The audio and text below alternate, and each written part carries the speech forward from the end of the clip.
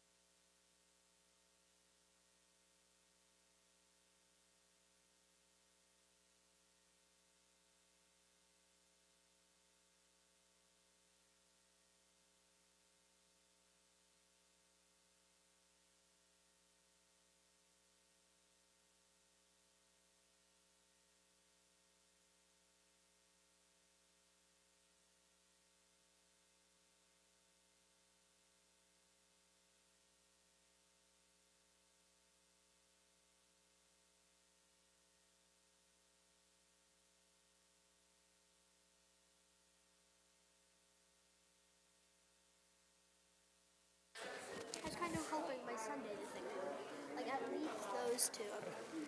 Okay. Yeah. Everyone? Großkommen.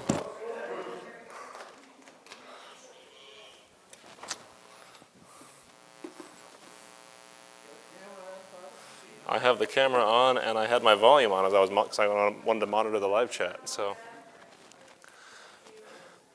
hello everyone, welcome, and please take a seat.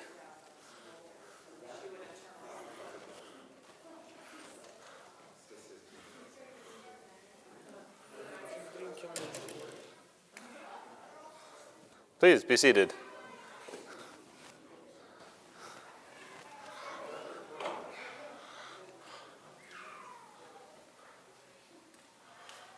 So, I'm going to say that I know that many people like to sit in the back, but this is probably one time when it's better to sit closer. I know that was a joke that I heard a lot when I was a Baptist, that Baptists don't like to sit in the front, they like to sit in the back. But in the Orthodox Church, you really want to sit as close to the front as possible because that's where all the action is. Unless my sons are sitting in the back, in which case, equally divided. So, thank you all for coming tonight, and to everyone who's watching online, thank you. Welcome to Vladimir Gregorian, who is with us from Dallas, Texas, right? And sorry, it was actually in the 50s last week, so yes. So we rolled out the snow for you. But Vladimir has come, and with some help from some local contractors, from Todd LaRoque Painting and Wall, they've installed all the icons, and he's just doing the last bit of touch-up work all over. But as of 9 o'clock yesterday morning, none of this was done, so they've worked incredibly quickly, so thank you.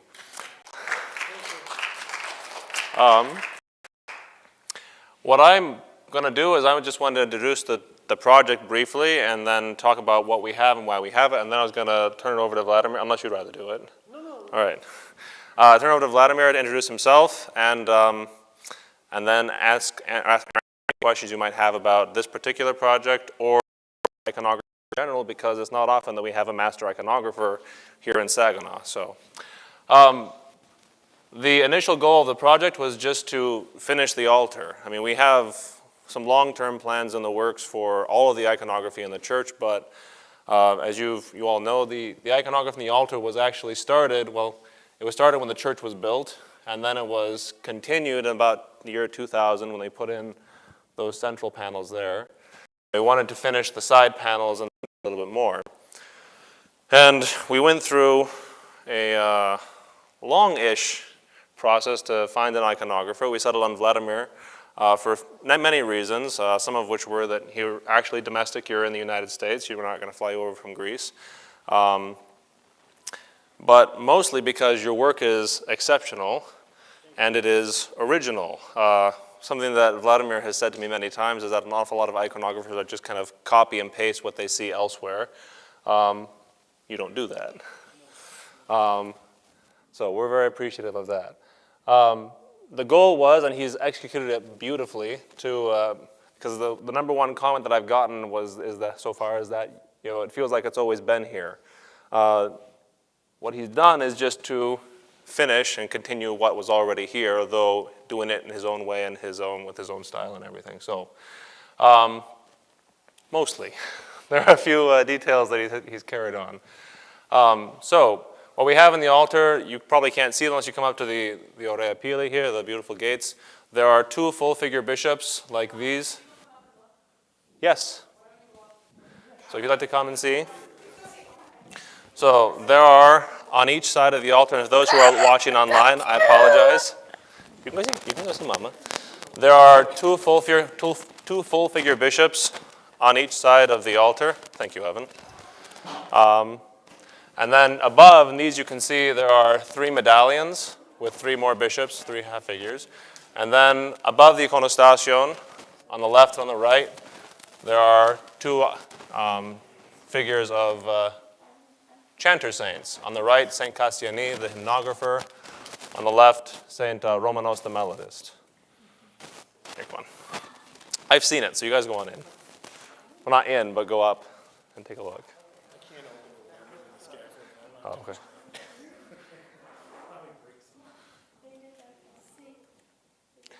Yeah, you can see it from there too. And then the last.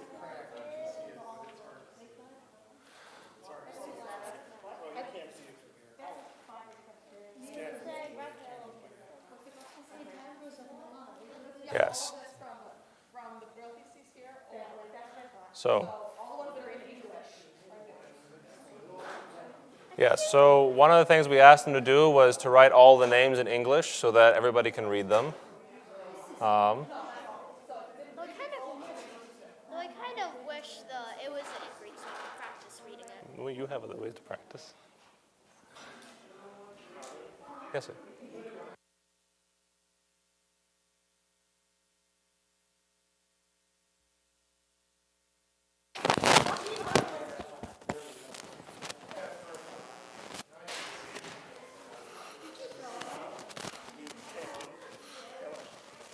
Tom Barris just texted from Florida and he said he'd like to hear the audio. So, testing, making sure the audio is working. Dennis, where's your baptismal name? Dionysios. He's right back there. See.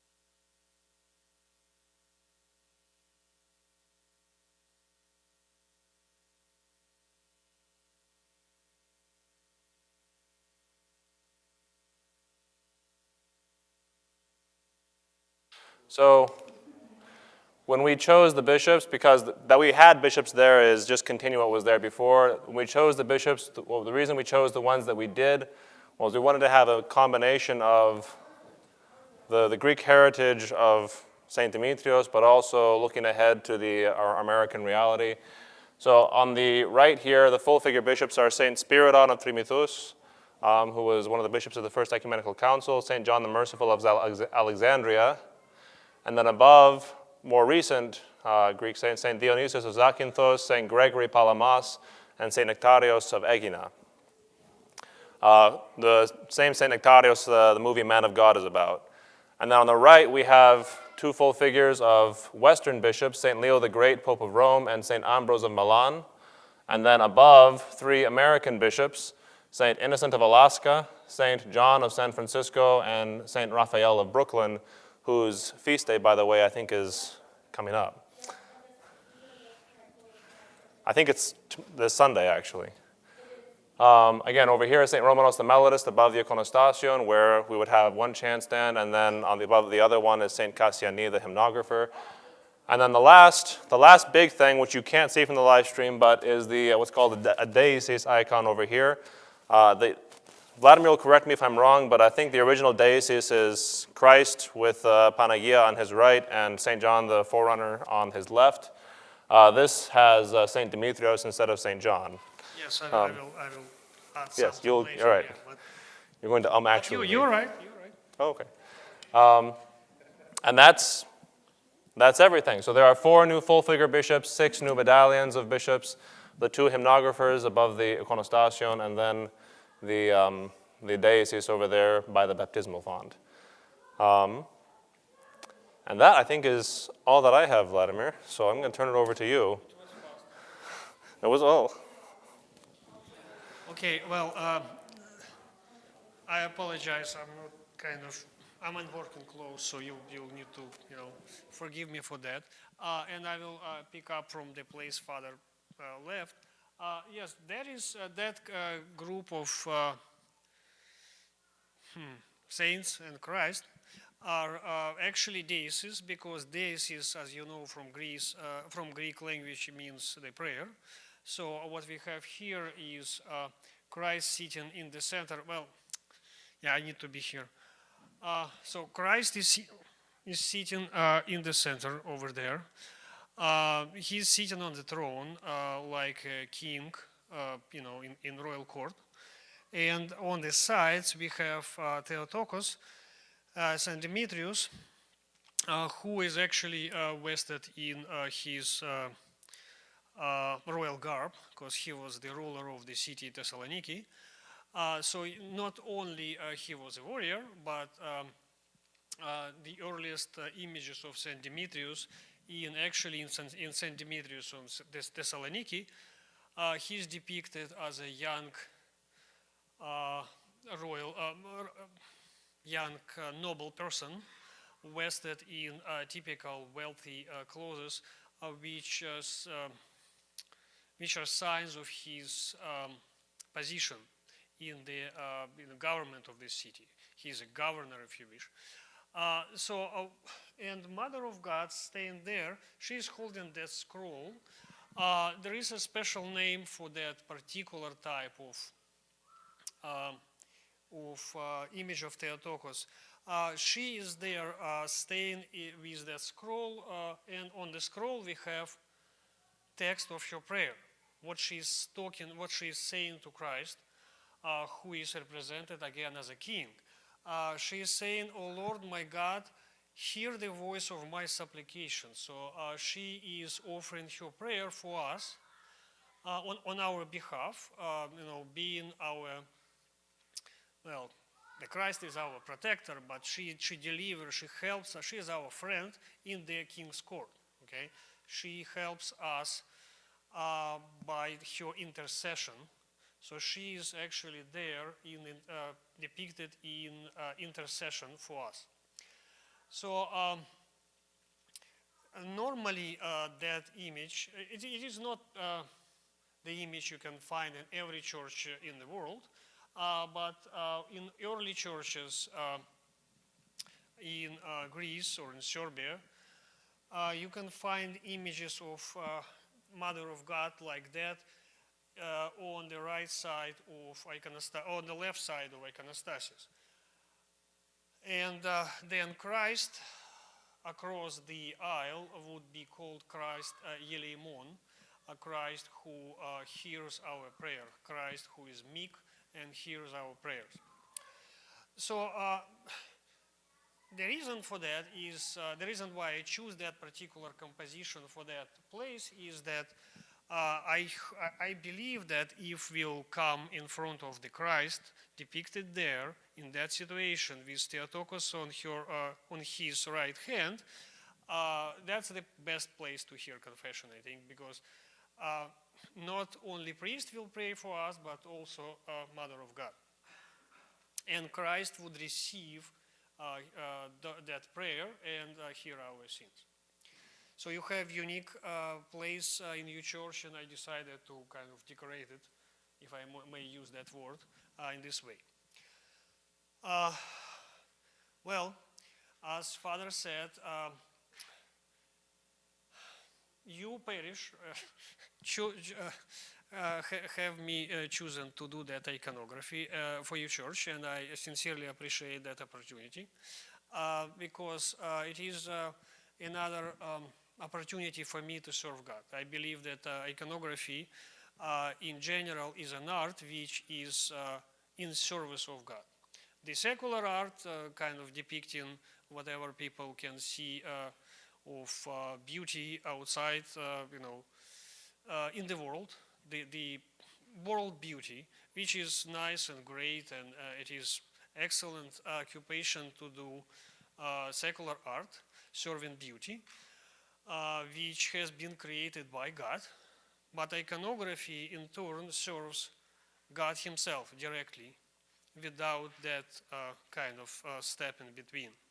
So that is why I choose iconography for my occupation, it was like 32 years ago.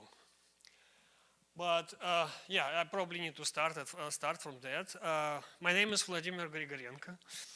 I'm subdeacon of OCA. I serve here.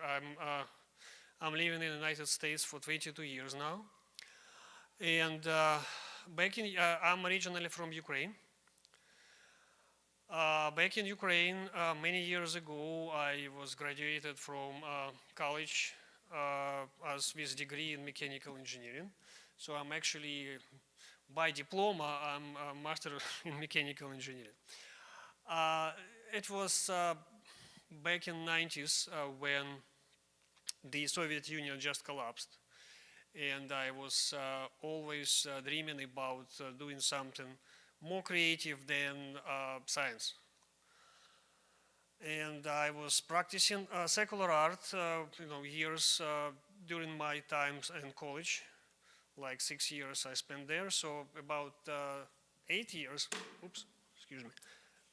8 years I spent practicing secular art, participating in some exhibitions, and together with getting my diplomas. So back in the 90s, when Soviet Union collapsed, and there were an opportunity for me to kind of change my occupation, and I switched to secular art completely, quit the job. I used to work in Academy of Science, but that academy was just getting under.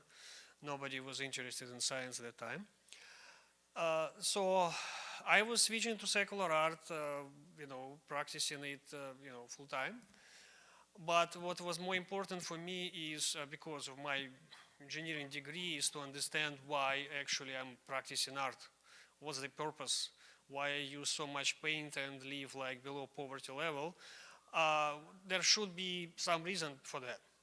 And looking for that reason, I was looking for the formula of beauty, if you wish, because I wanted to understand how actually make picture beautiful, what beauty is. It was actually a philosophical question, so I started kind of read some books, experimenting with some artistic forms, and at the end of that kind of period, I made few images which look like icons, practically copies of Andrei Rublev.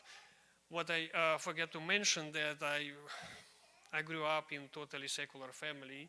My parents were scientists and engineers for generations. So definitely in Soviet Union, it was absolutely impossible to have any kind of faith. It was absolutely forbidden. My parents were so scared by Soviet government to practice any faith at all. Christianity, Judaism, anything was out of questions. So obviously I was not a faithful person, have no faith in Christ. I don't know, did not even read the Bible at that time. So when I make my first few artistic pieces, I definitely brought it to church because I was thinking that there should be some, real judges for my art. I presented to the priest who has been priest for like about a year before that. Before he was just musician. It was absolutely crazy time that time, Soviet Union. So he was very amazed and asking me why I'm not coming to church because those icons are really cool. Well, I said, why would I come to church? Really, I have no faith in anything. It's just art pieces, right? So that priest was really smart. So we become friends. We spent about a year together, and after which I was baptized by him. Now I can officially state that it was an iconography which actually brought me to God. Oh, excuse me, it's probably I need to. Yes, and I do appreciate that fact that art of iconography brought me to Christ. It was a very long time ago. I practiced iconography for really 32 years now. And I've been invited by late Archbishop Demetrios of OCA, Archbishop of Dallas. He invited me to decorate his newly built cathedral in year 2000. So I came just to make iconostasis. It was really a miracle because I have no idea why they choose me from city of Dnipropetrovsk, Ukraine. Probably some common friends just presented my pictures and I sent my portfolio and stuff like that. But even if I would be, dream about that all my life, I would never get that place. So I really believe it is a miracle, which is not the only miracle associated with this particular person, with Archbishop Dimitri, who became my spiritual father and close friend, and he made me a subdeacon. So, and yeah, he impacted our life of our family very seriously. Now, so I do practice iconography in the United States for 22 years. I made, quite a few churches. First of all, St. Seraphim Cathedral in Dallas. If anybody have been in Dallas, please come and visit it. It's a large church, it's pretty much your size. And it has been, built in '99, so I decorated from top to bottom. It took me about, I think, 9 years. It's because my brush is just really small, so. And I work alone. Well, now my wife sometimes helps me, but mostly she is feeding me, so that's the best probably help I can get. So, as I said before, I do believe that iconography is an art. It's not like, it's not a craftsmanship, not even pious craftsmanship. It is an art which actually serves God. And that is the best service I personally can get. This church, it's a great opportunity for me to practice my faith, my art, and make this church beautiful in order to help you prayer. Because I cannot, do anything for you except. Because it is God who makes miracles and who answers our prayers. What I can do is to make sure that your experience would be that you will experience closeness to God. You'll be one step, just tiny bit step closer to Him, and that's the best I can do. So yeah, that's pretty much everything I can say at this point. But I would be absolutely happy to answer all your questions if you have any. Yep, that's the first one.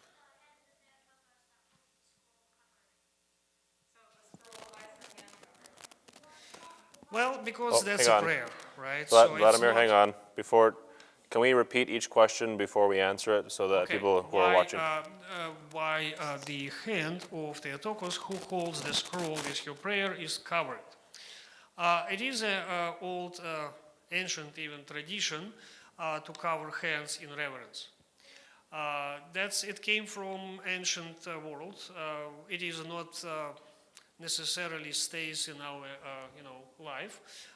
But if you remember image of baptism, for example, the ancient images, I'm talking about 12th century images of baptism, for example, you would see Christ naked standing in the river of Jordan, and on his, it is actually right there. that icon is right there. You will see icons on that icon. Yeah, that would do. I was talking about that large icon over there, but yes, that icon would work. If you'll bring it to me, yes. I need to place this thing. Yeah, you're gonna work as a stand. So you see the angels right here are staying covering their hands. It's because of that they are doing that in reverence to Christ. So in this case, Theotokos is holding prayer. It's just not a letter, not just statement, it's a prayer. And in order to stress that, she is covering her hands with maphorion. Well, another hand is open, but it's because she is holding she is bending to Christ. That's the image of reverence. Okay. Yes?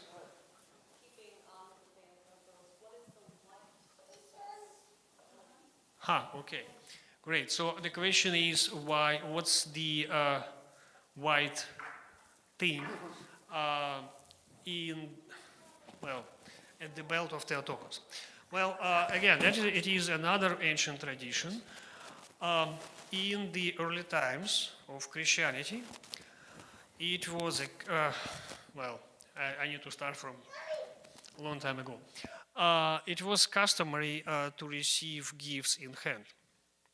Not like we are doing right now, the holy gifts presented to us by priests using the spoon and the chalice. In early times,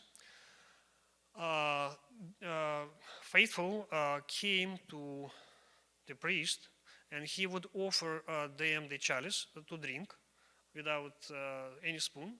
So they would drink from common chalice and they would receive the body of Christ in their hands, but not in the bare hands, in handkerchiefs. Well, let's call it handkerchiefs, the special fabric which is used only and solemnly for that particular purpose. Every, let's say, noble family would have its own, let's say, little towel, okay, which is used, again, specifically for that purpose only. Not everybody would have that, the poor families would not have that, probably. They would need to kind of come with their bare hands, but that would not be considered, perfect. I'm not saying that that's the only right way to receive communion. What I'm saying is that it was customary for that time, in ancient times. So she is holding that fabric, that handkerchief in her belt to stress her nobility.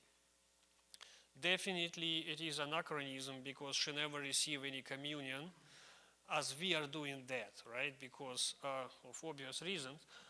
But she probably never wear garments like that because that's a garments of noble person.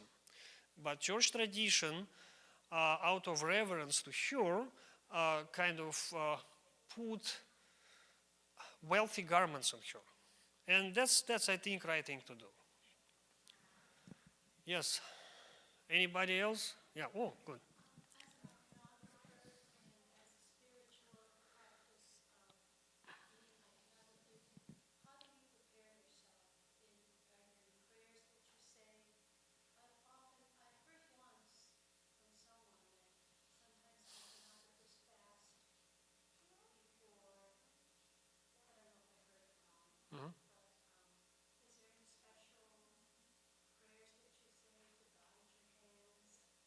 Okay.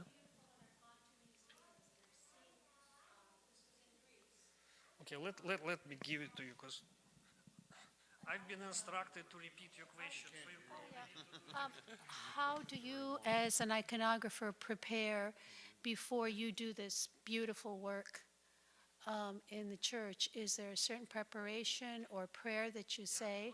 That's a good question. Thank you. Well, the question is great. And you see, what I have to say is that as an iconographer, I have to be a practicing Orthodox Christian, okay? So we all, not only me, but all of us as practicing Christians are in service to God.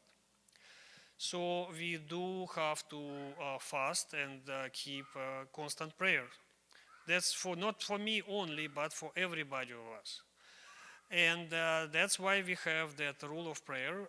In the church tradition, the normal fasting, the Wednesdays and Fridays and Lents and all of that, that's the rule for every Orthodox Christian.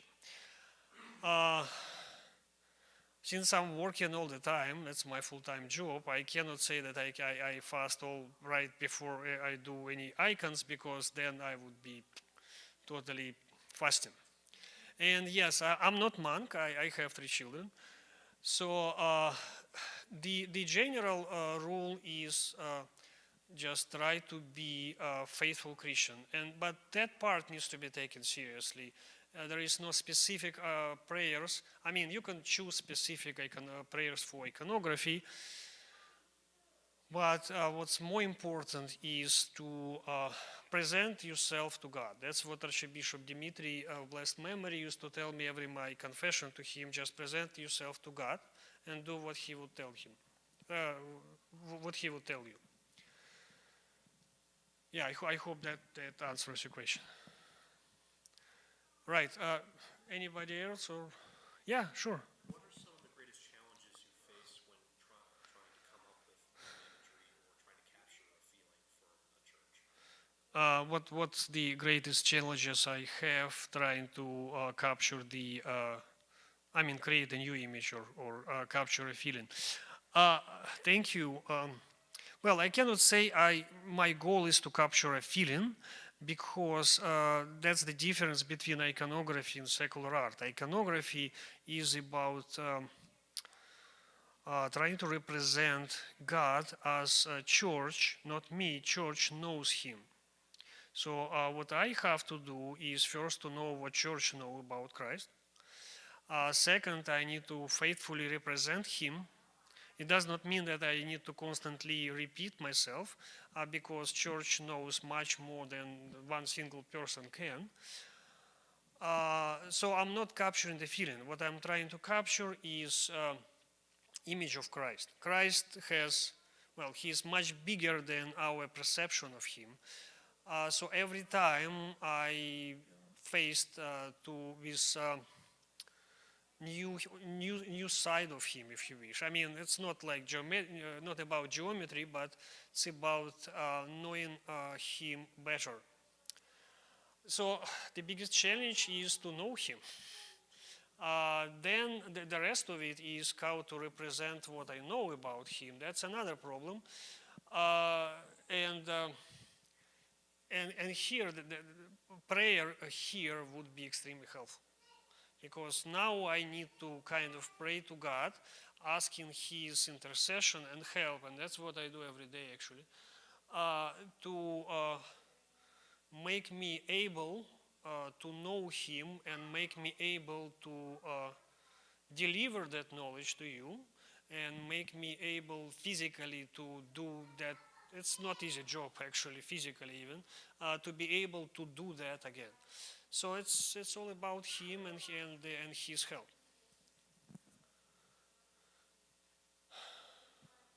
Any more? Please, I mean, I love answering questions. What's your favorite thing about Texas? What? What's your favorite thing about Texas? Oh. Probably right now that there's no snow. People, I hate climate. I don't like landscape. I love people. So that's the best part about Texas. Yes. Do I like sports? Huh. I don't know. I, I, I, I cannot say no, but I'm kind of, yeah, probably yes. I don't know. I don't practice sports. I don't have time for that. Well, except just regular fitness. Well, okay, let's, please. Before you do that, is hockey your favorite sport? No, Okay. no. Okay. The Canadian is upset. Oh, I'm sorry. I apologize. Yeah, well, let's discuss. Yes. I'm curious, what are some unique things about iconography in Ukraine? Is there things that are really different from what we are used to here? Oh, good. That's a great question. What's the difference between iconography here and there? Well, my answer would be here is much better. No, really. Well, you see, when I left Ukraine 22 years ago, I've been there a couple of times, obviously, and like it more and more to visit them. But talking about iconography and styles and things like that, when I was learning, I cannot say, I've been taught iconography, and that's another part I did not mention actually, because when I started, there were no teachers at all. I mean, zero. In order to learn at least something about iconography, technology of it, the technique, like how to make paint, I use Ectempera for panel icons. I use a lot of very rare and strange materials like encaustic or casein or chyme silica, very kind of advanced methods. There were no teachers to teach me anything. So I have to spend with my friend together. We spent, I don't know, about a year in the libraries, reading anything we can possibly find, and it was not much. Then going to museums to talk to restorers, and ended up teaching them ourselves because they did not know anything anyway.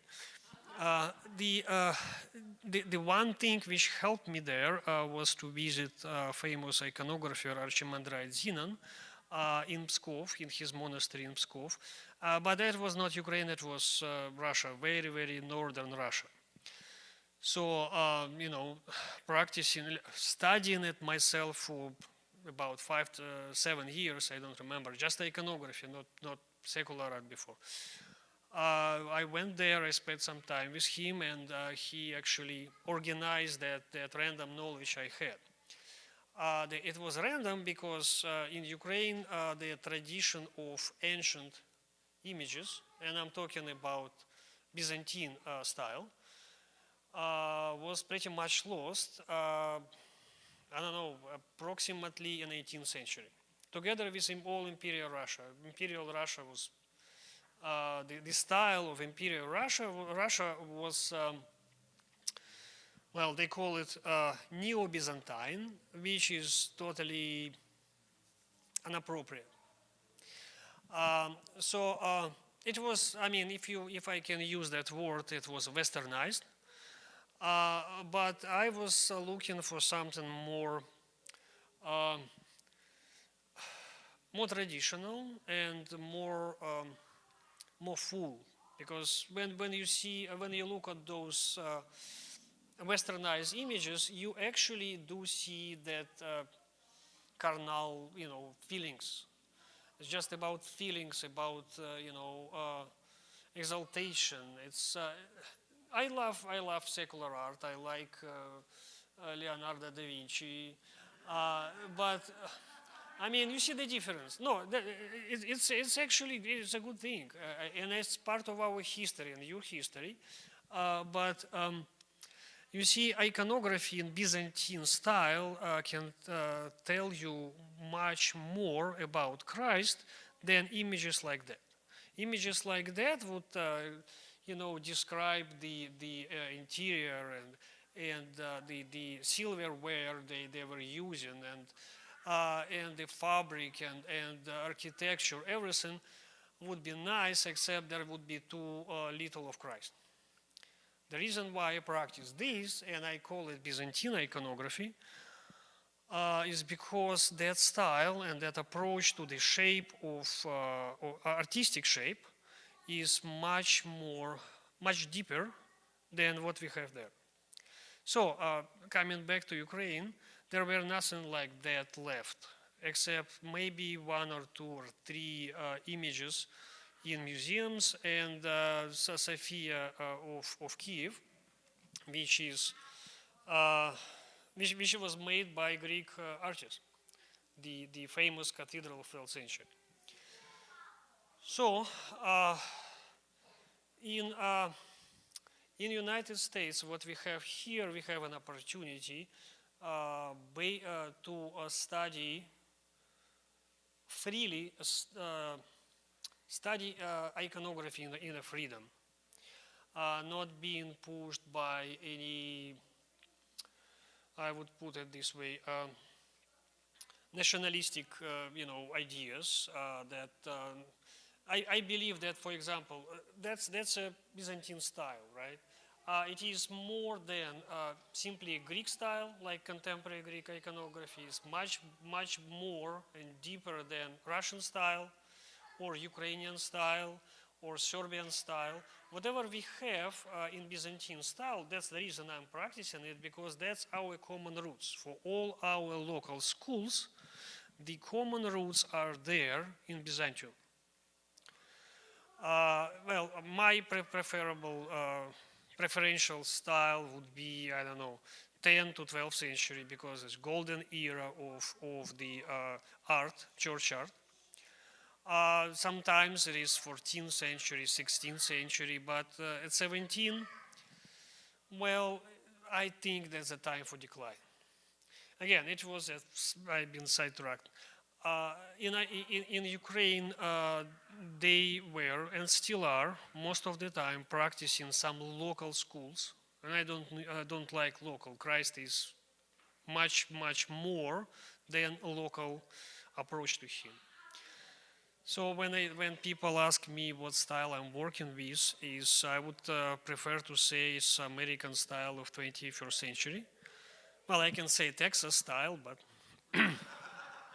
I mean it's just partly joke, because it should not be our goal to create some particular local style and be proud of it.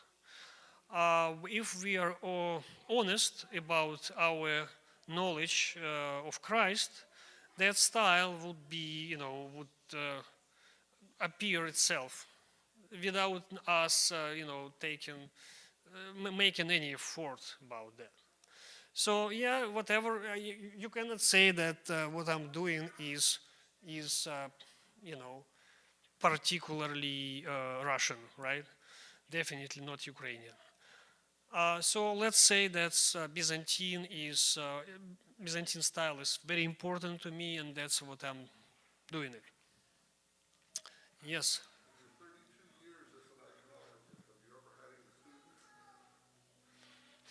Did I have students in my 32 years career of iconography? Unfortunately, yes. Well, you see, unfortunately for them, because well, probably my Soviet upbringing plays a bad role, because I was not very nice to them, probably. It's hard work, okay, and I expect people who want to study that work really hard. Not every person, ready to do that. Not every person is as committed that I would like them to be committed, and yeah, it turns out to be not extremely successful. But still, I'm not, as my wife keeps saying me, I'm not a teacher. My husband, she said, is not a teacher. He just, lone wolf. He's working alone, as I said. But I probably taught my wife something, because she's my critic. If I need a criticism, I call her and said, you know what, things like I like you, I like that particular piece I just did. She said, no way. No, you see that hand? It's not right. You just need to fix it. Yeah, well, and that's the fact. Yes.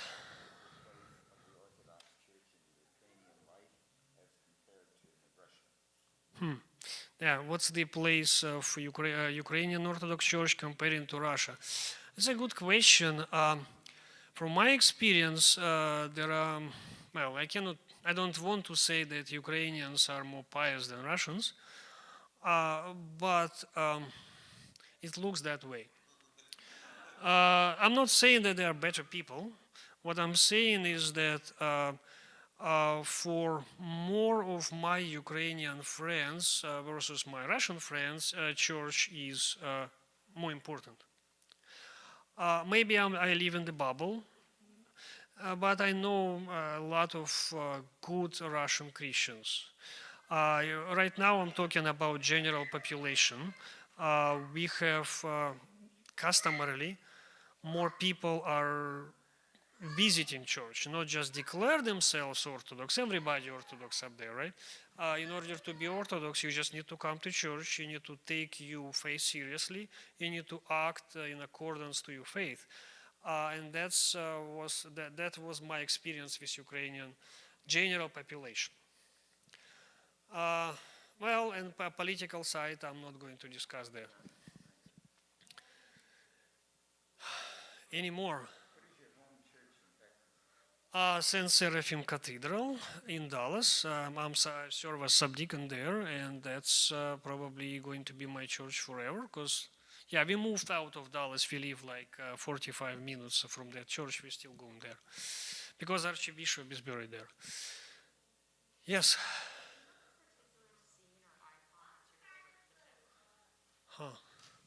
If I have any particular composition or scene I like to depict, no. I mean, that's a good question. I really cannot pick one. I like all of them, and all of them, it's about talking about Christ, right? So Christ in baptism is the same Christ as Christ in resurrection. So compositionally, artistically, some are more challenged than another, but generally, I don't have any preference.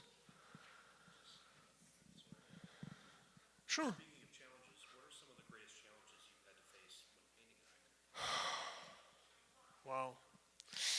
What's the biggest challenge I ever had painting an icon? So many. I don't know. I cannot, really say there were greatest challenges. I had a lot of technological problems in my life, and I learned how to overcome them. And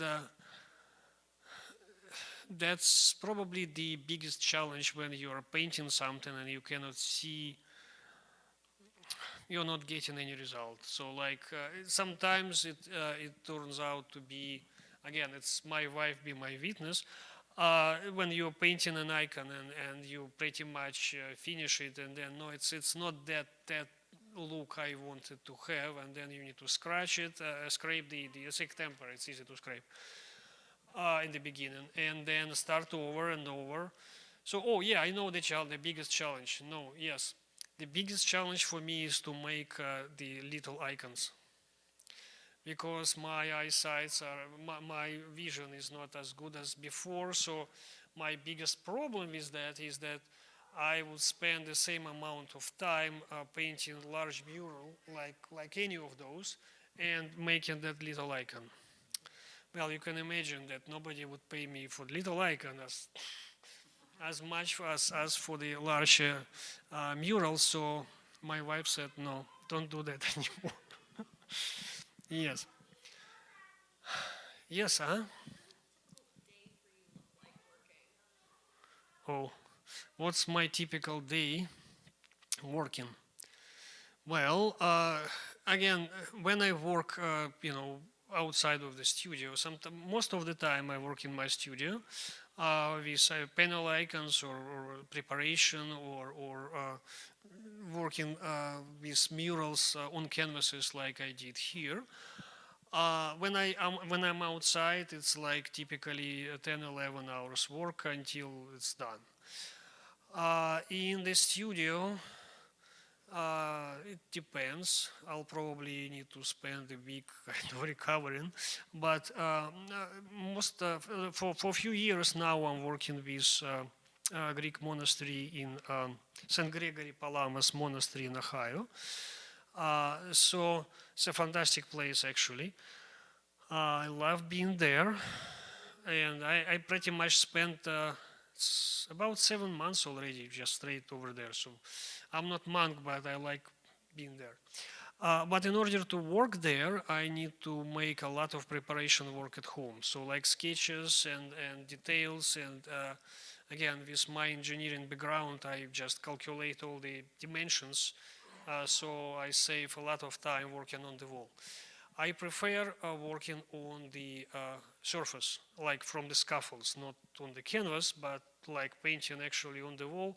It's my personal preference. I'm not saying it's right or wrong. It's just what I prefer. So at home, I need to spend like, about 10 hours a day. Most of the time it is, well, 6.5 days a week. So we just go to church every Sunday, and then half day I have to kind of play with my materials. Yes.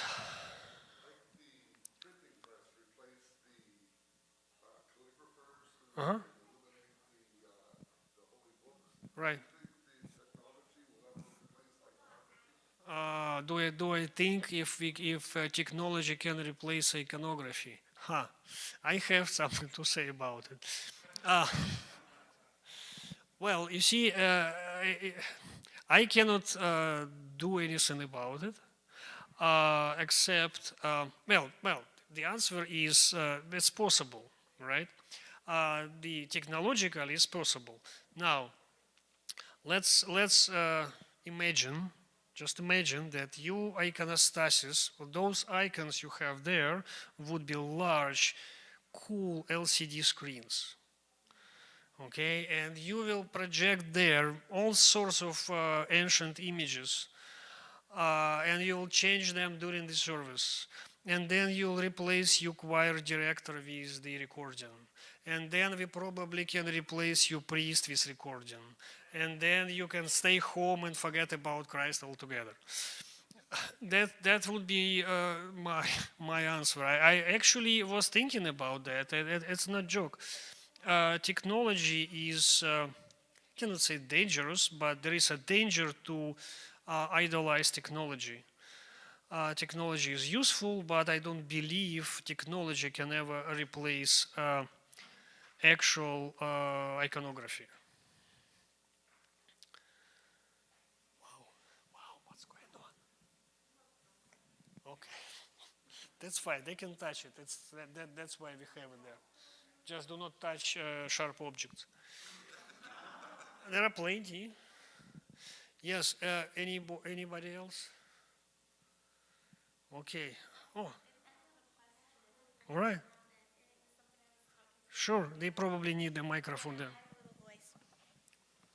So my comment is, your iconography, like I was telling you, the faces on them are just so beautiful, and they definitely, at least in my opinion, draw me in and definitely make me feel so much closer to God, my faith, everything. They are, the more I look at them, that I can't explain it in words, but they are just, you are very gifted and they're beautiful, and I greatly appreciate everything that you've done. It's just very touching and overwhelming on their everything. Thank you so much. I do appreciate that. That's the reason I'm here, actually. So anybody else, or we can, yeah, go ahead. One more question, okay, yes. What advice would you give to an artist who wants to start in iconography or has Seriously? What advice I would give to any artist who would want to become an iconography? Well, I told you that I'm a bad teacher, right? So that's my advice. Don't do that. Do not do it. Just run away from iconography as fast as you can. But if you cannot do that, if you cannot quit, if you cannot not practice in iconography, then go ahead and you can do that. That was the advice given to me kind of many years ago. That was commonplace in our art studio when I studied secular art, drawing. Then if you can not be an artist, just quit. But if you cannot, then you stuck and you need to work hard as you can, practice the drawing of human figures and faces and repeat it over and over again, preferably from a live model. That's the only way to kind of learn it. And then pray to God that He would give you ability to practice it. And it is not easy job. It's challenging. Especially in contemporary world. Yes.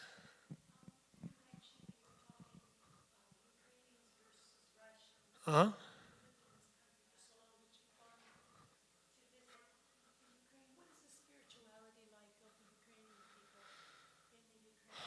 What's the spirituality like amongst Ukrainians?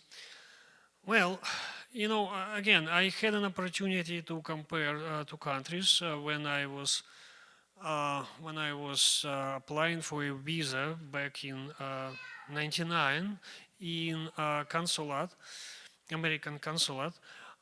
They asked me how long you're going to stay in the United States. I was totally unprepared. And I said exactly what I was thinking about. Said, well, you know what, in America, they don't have Orthodox people. What I'm going to do there? Just come there, just do my job and come back again. It was a perfect answer, exactly what they wanted to hear. So when I arrived here, I understood I was totally wrong. And I really believe, and that's very serious, that we in the United States we do have opportunity freely practicing Orthodoxy, Christianity. Okay, the choice most people back in old world don't have, especially Russia, or Ukraine, or Serbia. I don't know about Greece. I never been there, but Russia or Ukraine, they have a pressure. To say that I'm Russian, so I'm an Orthodox. I'm an Orthodox because I'm Russian. Every Russian, in order to be a Russian person, the real, deep, spiritual Russian, you have to be Orthodox. Say, if you'll ask every Russian person in the Moscow, they say, oh, of course we are. I'm Russian, be Orthodox. That's all. If you would ask them how often they will come to church, if you would ask them what do they know about church, say, well, yeah, I've been in church, they baptized me. That's all. It was the same situation in Ukraine. I cannot say the Russians are just inherently bad. Ukrainians, all people from Soviet republics, same situation. Here you have to choose to be Orthodox. So I do appreciate people who are converts because they make a choice. They read, again, I was leading classes in Saint Seraphim for years, and I know a lot of our converts, newcomers, the catechumens. I know how difficult it is for many of them to become Orthodox Christian and how seriously they take their orthodoxy. That's a fantastic opportunity. Well, I have to say, I proudly have to say, St. Seraphim has 40 catechumens this year. 40. They are coming for classes just every Sunday. That's great. So those people do it seriously. I'm not saying again, in Russia, Ukraine, they have great people, very spiritual people who practice faith. Not many of them know that faith. I have not been taught about my faith by that priest who baptized me. He just sprinkled me and said, you know what, tomorrow you need to come to receive communion. Communion? What is it? That's what I literally told him. So my first communion was like 6 months after. Because I had no idea why do I need to receive something like all those yayas in the church. That was the situation in Soviet Union, well, former Soviet Union for years. It's getting a little bit better now, but even if you learn some information about Orthodoxy, it does not mean you're going to practice it. So that's another story. I'm not going to go to politics, but you understand the situation now. Okay, anybody else? Well, Father, okay. Just one question. I know we've gone over a little bit, but so before we go over, well, not really gone over, but David, you asked a question in Adult Ed last week about iconography and the perspective, I think, in it. And one example we came up with that was that if you look at the icons of the bishops, for example, the Gospels are bigger. The perspective is reversed from what you would normally see. Like the side of the Gospel that's closer to you is smaller than the side that's farther away. So what's the question? My question is why? Because I gave my Reverse best perspective. I gave my best guess, but I would appreciate putting it to you too. Well, if I'll actually answer that question, we'll stay here until morning. And it's a great question. It's very, very interesting thing to discuss. But in 2 words, yes, people are using words reverse perspective, which means that kind of on contrary to popular understanding of space, the objects. Well, okay, let's start from the beginning. What we have here, we have that gospel book is 3-dimensional object, which needs to be depicted on flat 2-dimensional surface. How can we do that? It's a common question for all artists, because there is simply not enough elements to depict 3-dimensional to 2-dimensional.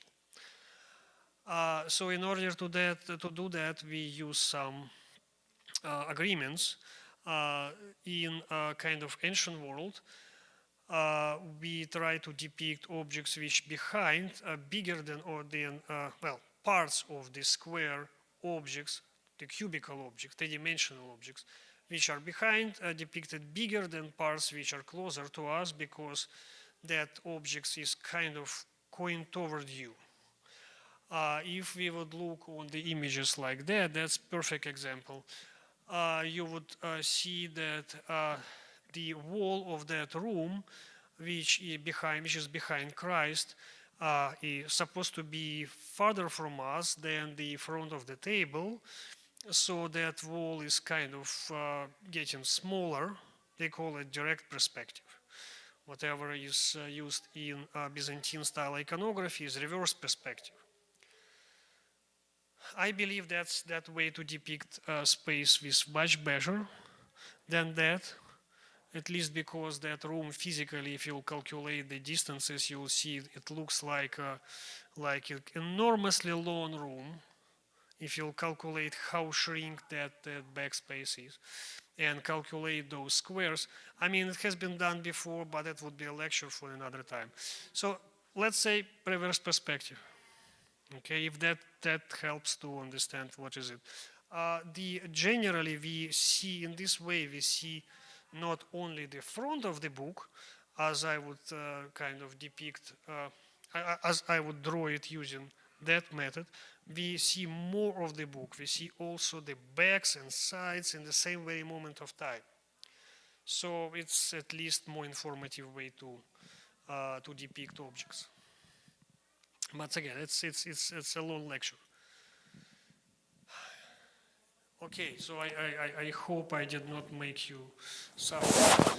And yeah, we can finish the my talk on that, and thank you for coming here to listen me, and specifically for allowing me to work with your iconography. Thank you, Vladimir, and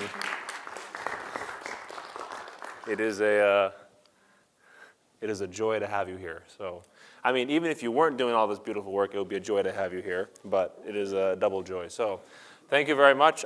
We have some pizza and salad over in the hall. I invite you all to come and eat with us, especially because today is Tsikno Pempti, as we call it in Greek, which just means Smoky Thursday, because it's the last Thursday for meat before Lent. So apparently it's in Greece, it's the time they do all their barbecues and smoking meat. So happy Smoky Thursday to everybody. Thank you to everybody who watched online. I hope it was informative. And yes, please come on over and we'll have some pizza and we can talk for a little bit more.